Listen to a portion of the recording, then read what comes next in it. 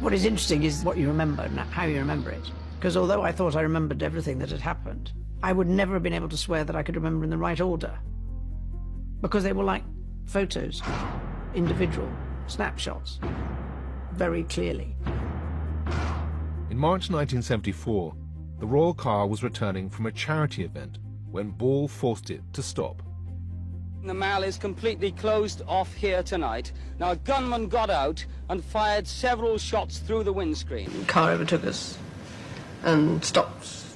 This was going up the Mall, what, 8 o'clock, 9 o'clock? 8 o'clock night, I suppose. And it was fairly empty.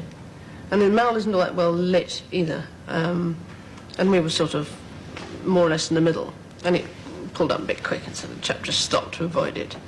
And this man got out of his car, ran back, and the policeman got out of his car, and he walked round the back of the car. And when he came round the back of the car, he realised that this man had a gun. And he shot. There was an exchange of shots, and the policeman got off one shot, which I'm convinced came through the back window of the car, because that all hit me on the back of the head, and that was a good start. And then he opened the door, and we had a sort of discussion about where or where not we were going to go. What did you say? What do you remember the discussion? I mean, what did he say? Well, he said I had to go with him. Can't remember why. He got the door back open, but in the process of getting the door back open, the back of my dress split from top to... Well, all the shoulders went out of it. And that was his most dangerous moment. He'd opened the door again, and the whole thing had collapsed a bit, and then he grabbed my arm and pulled. Unfortunately, well, I don't know whether it was me holding on to him or him holding on to me, but anyway, we maintained the status quo for a bit.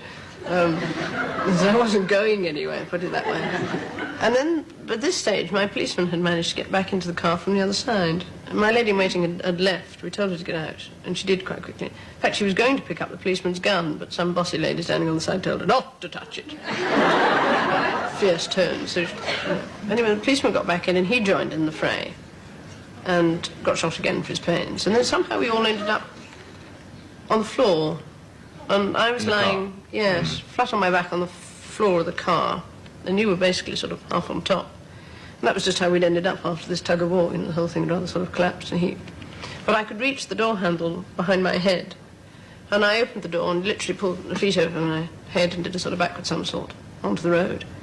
And then waited, because I thought if I was out of the car that he might move. And he did eventually, and he went round the front of the car. I got back in the car and shut the door.